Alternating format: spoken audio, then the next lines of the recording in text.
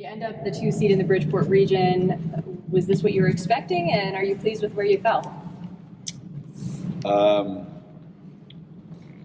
as the season was going on, there really wasn't anything that I was expecting. Once we won the Big East tournament, obviously we knew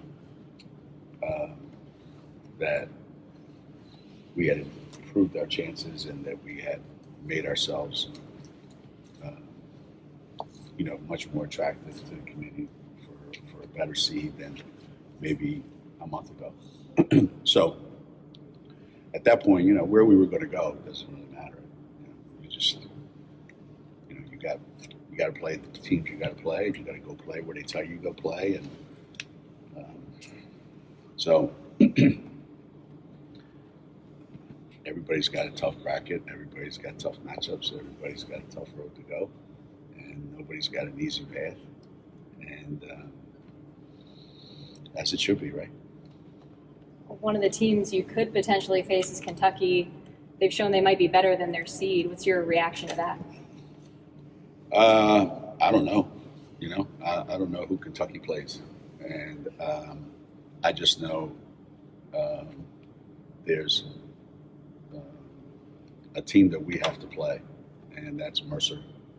And after that, you have no idea who else you're going to play. So I don't really concern myself with anyone other than the team that I know we're going to play, and that's Mercer. And after the Mercer game, I'll be talking to you about either where I'm going on vacation or who we're playing next. Do you know anything about Mercer? What do you know about Mercer, if anything?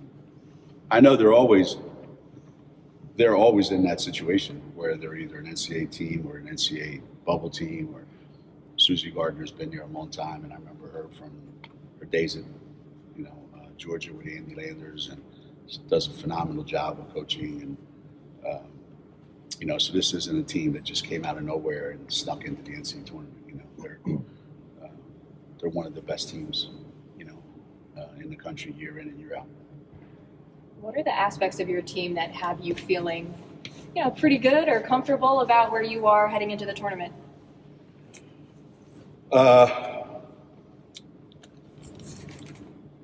Well, we have, other than Aubrey, we have a lot of players that practice for the first time in a long time.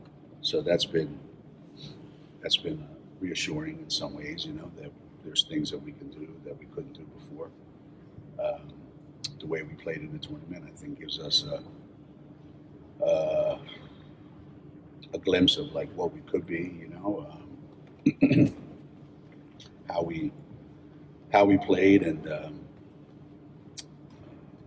the pieces and how they kind of fell together.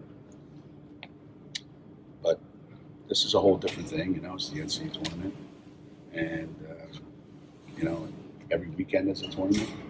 Every weekend is a 2-game tournament, and the more good players you have available to you, the better chance you have of winning. But in the end, it still comes down to the teams that play really, really well are going to win. The teams that don't play well are going to lose. And it doesn't matter what their seed is. Geno, do you like staying in Connecticut? I mean, would you prefer to get the team out to get it more of an NCAA feel? You've done it enough with enough teams, but from your side of things. Yeah, I mean, there's pluses and minuses to all that stuff, It seems like the last 20-some years, I don't know, I wouldn't know how many times we've been the overall number one or one of the top 4 seeds, where, they had no choice. They had to send us someplace relatively close because that's what the rules are. And then there's been years, where we've had to go who knows where, and end up in other places. And to me, the NCAA tournament's the NCAA tournament, and wherever you're playing, the atmosphere is going to be a certain way, and the competition is going to be what it is, and the excitement is going to be what it is. And is it more fun to get on the plane and fly someplace and all that. I imagine it is. And for those teams that are going to be doing that, I'm sure they'll tell you it's not that much fun, and for us, it's, we still have to win a couple games on campus. And if we can do that, then we'll see what we can do after that. That's it. It's been so long since there's been an NCAA tournament experience for players and fans. So for these guys to have the opportunity to have their fans potentially at 4 games, what does that mean? Given that some of these kids have never experienced the NCAA tournament with that kind of atmosphere. It's unusual, certainly. They've experienced no tournament, some of our players. They've experienced a tournament with no fans. And those that have been around long enough now are fortunate to experience a tournament like it used to be with fans.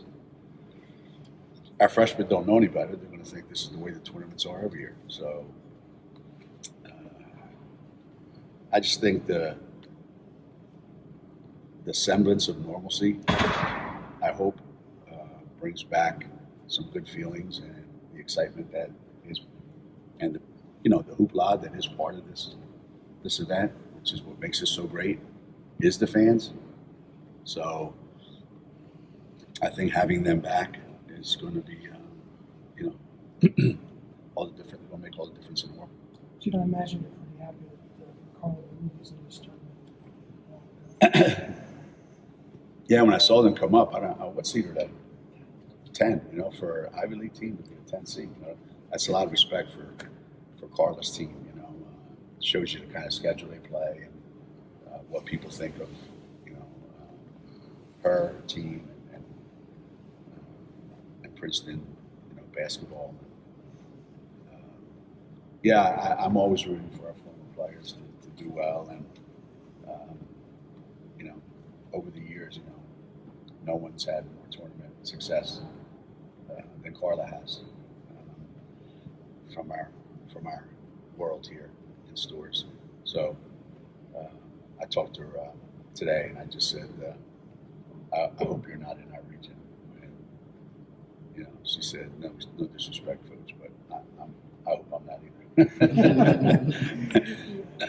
You know Joe Frazier at all down in Fairfield? I do. He coached Maria Collin in high school, so I got to know him pretty well. And it's a hell of a thing, it's your last year. You decide that you're moving on to the next thing, whatever that is, and you go to the NCAA tournament for the first time since what, like 2001. 20 years, right? 2001. 20 years. And what better way? What better way to wrap up your career than to take your team to the NCAA tournament? So I'm thrilled for him, and I know what kind of job he did. When no one was talking about him, when he took that job, it was going to be difficult, and he's done a fabulous job there. Every year, it's just that some years are better than others, and it would have been really disappointing, I'm sure, to come up a little bit short to make it to the championship game this year and not win. So I think it's fitting that it ends that way for Joe. When Carla was here and said she's going to be a coach like she is now, would you believe that? Or? No. I've said this before. That would involve communicating a lot, and talking and speaking to other people a lot. And that wasn't one of the things that Carla was really that much interested in, unless it was just me. I mean, maybe she talked to everybody but me. I don't know. But the quietest kid maybe we've ever coached, one of the most reserved kids we've ever had play here, one of the toughest kids we've ever had play here. And maybe all those qualities have served her well as a coach. And she owns, to her credit, she only coaches at schools where really smart kids go. So, that helps. So Eddie, how did the PhD just kind of suit things you're looking for? We didn't do anything Tuesday, Wednesday, Thursday, right? So today's Sunday. So Friday and Saturday, and then we had did a little workout with her today. She looks really good. I mean, Hootie keeps track of all the numbers in there, our strength coach, and she's been able to track them since October, and she's at the same levels that she was at before the surgery. So that's a great sign. And how about her mind? You said that's the most important Well, thing right now. that's a horse of a different color, right?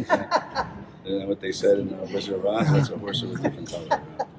That is a work in progress. When you come off an injury as severe as the one Paige had, that's the last thing to come back.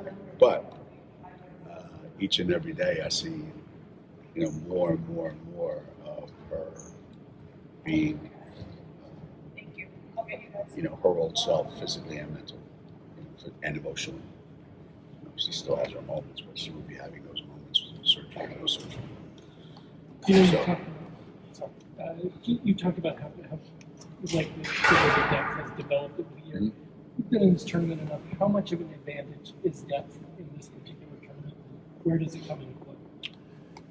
It can be a big help because you're playing two big games and with one day in between. Things get to be a little bit funny sometimes with the officiating, and you're never quite sure what's going to happen. Some kids, for whatever reason, don't play as well in the NCAA tournament as they do during the regular season. All kinds of things can go on. But most people's benches tend to shorten as the NCAA tournament comes along. And ours has gotten bigger, So it'll be interesting to see exactly how this all plays out. But I would rather have this situation than the one I've dealt with for the last 3 months. Big East got Villanova get in? I wasn't there checking. 11. going to Michigan. Oh, those naysayers out there. I never understood that.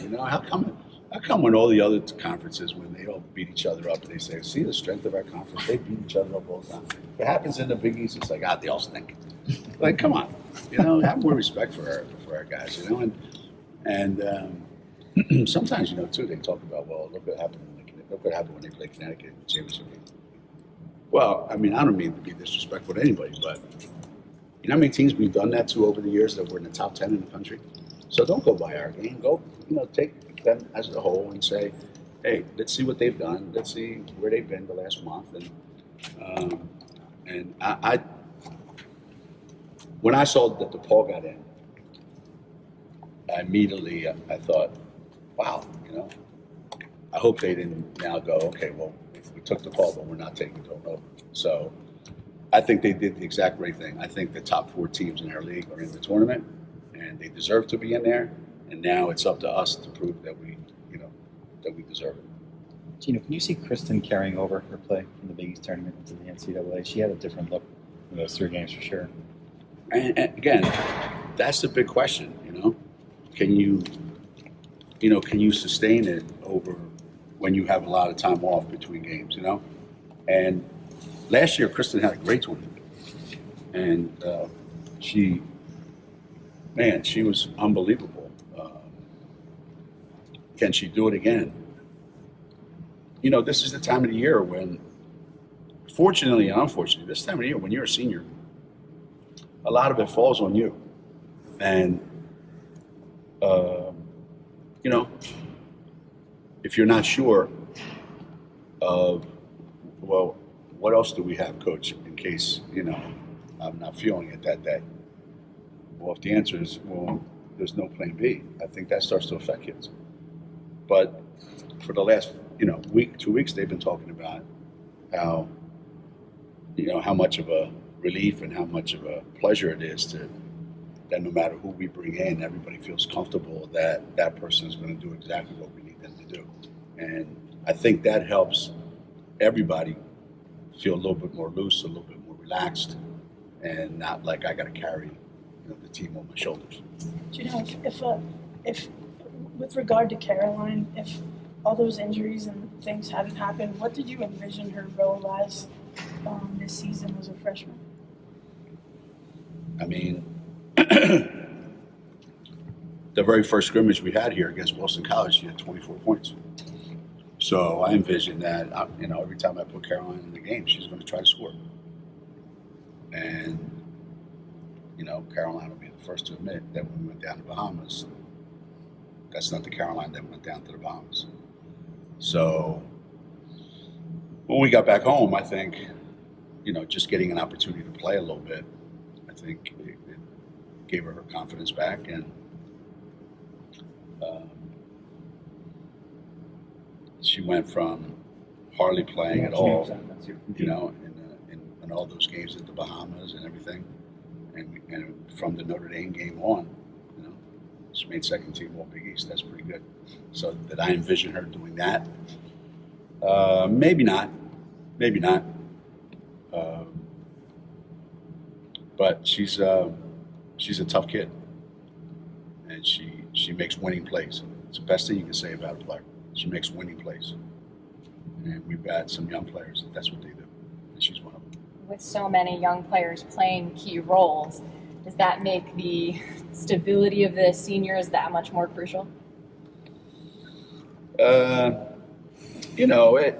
can. I mean, I think Avina is playing her best basketball of her career, the last month and a half or so. Liv has been exceptionally consistent, pretty much every game. And Kristen's been Kristen, So, like I tell the players all the time, there's nothing that they have to do that's out of the ordinary. They just have to be who they are and be the best version of themselves. And this group of young players, it's really interesting because it's not like they need anybody to hold their hand. They just come out here and they play. So I think we're in pretty good shape as far as the dynamics are concerned. Would you consider keeping the starting lineup the same and continuing to page off the bench, or is that totally dependent on how comfortable she is? I think the longer she's on the practice floor and the more minutes she gets in practice and the more she responds better the next day, I think that'll be my decision. During the time that she was back, it was game, practice, game, practice, game, practice. So there was really no time to be able to tell how long can she function out there. But now we're going to get a better idea these past couple of days and this coming week. So if she acts like she's back to normal and her stamina looks like it's back to normal, which I don't expect it to be 100%, but I would imagine that her minutes are going to go up and we'll have to make a decision about the lineup. It's been interesting to see you get better with this. That first wave of substitutions, some teams just try to kind of survive that. Yeah. The ability to get better, it seems like. I know. It's a weird situation, right? I remember in '98 and '99, I think it was Sue's freshman year here, and we were playing out in California, in San Jose, and we were beating like a really good team. It might have been Arkansas or UCLA or something, and we were winning by a lot. And I had everybody out of the game. I had the second group in. And some lady was yelling at me. She goes, "What's wrong with you, coach? Why are you running up the score? Put the subs in." I turned around and I said, "The subs are in. You should hope I put the starters back in." Like our second group was like really good, and we haven't been in that situation in a long, long time. Long time. We bring Asia Jones and Tamika Williams and guys like that off the bench, and it's a different world. And so we're fortunate right now to have some invaluable pieces like Dorka and Caroline and E, just three of them. To be able to do that,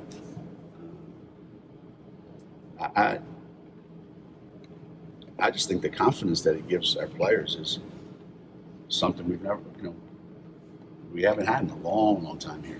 Long time. People say about this tournament on the men's side, the women's side, it's all about matchups. So if you have 9 players, you can pick and choose from that. helps on that front, right? Yeah, sometimes it's about individual matchups. Sometimes it's about style matchups, like what's that team style play and how's that fit into what you like to play against and what you like to do. So yeah, the matchups are important. You can't pick who you're going to play, but you keep your fingers crossed and go, I hope we get a team that can handle any of the stuff that we do. Or, I hope we get a team that, that does stuff on the court that we've seen 100 times this year, and we got that.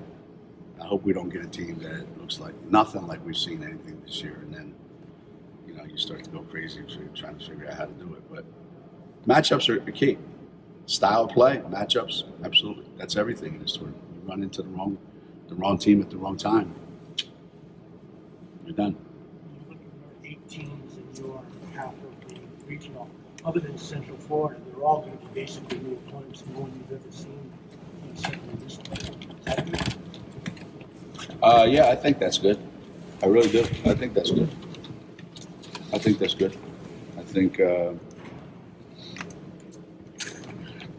the one thing that the NCAA, I think, did a good job. I didn't really stay around to see the rest of the practice, but, when you read some of the lead-ups, like, I think it's going to be this, and this, and I'm thinking, why would you put the same teams in the regionals 2 years in a row? That makes no sense at all.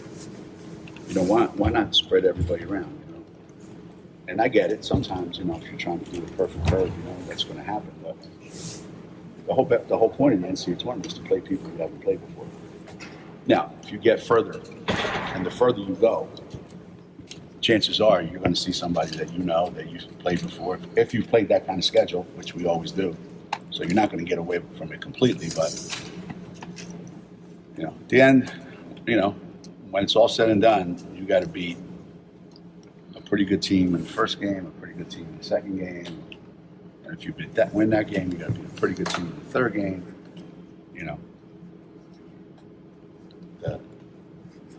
The thing that's made the men's NCAA tournament the greatest event in sports is the upsets that happen. The unexpected happens every March, and that's what makes it so great. So we're sitting here and going, oh yeah, here's the teams that are going to the Final Four this year. Here's the teams that are going to the Sweet 16. It wouldn't be much fun of a tournament. Is this as wide open an event as have you seen in a while? I mean, in some instances. Yeah, I would say in some instances, yeah. There's a lot of really good teams. Like, for instance, take Kentucky. I don't think going into the SEC tournament, I don't think anybody said, the team you better watch out for is Kentucky because they're dangerous. And then all of a sudden, they end up winning things. So it goes to show you that, there's somebody out there that nobody's talking about that's dangerous as hell. Yes. And that's what this is all about. That's what this is supposed to be all about. So, Did you catch? You said after the biggest tournament that one felt different. It felt meant more. Do you feel that same different sense now, for the first 2 rounds coming up this weekend? Because we have so many new players, and so many players that haven't played in this tournament, and just the way the events unfolded this year, yeah, it's going to be different. There's the sense of anticipation is going to be different. The excitement level, I think, is going to be different. Last year they were in a bubble, and it didn't resemble anything like an NCAA tournament. So, yeah, this group's a good group when it comes to that stuff, and I think they're going to really, really enjoy themselves, and they're going to enjoy playing. And I know they probably rather cancel the rest of practice and just go play.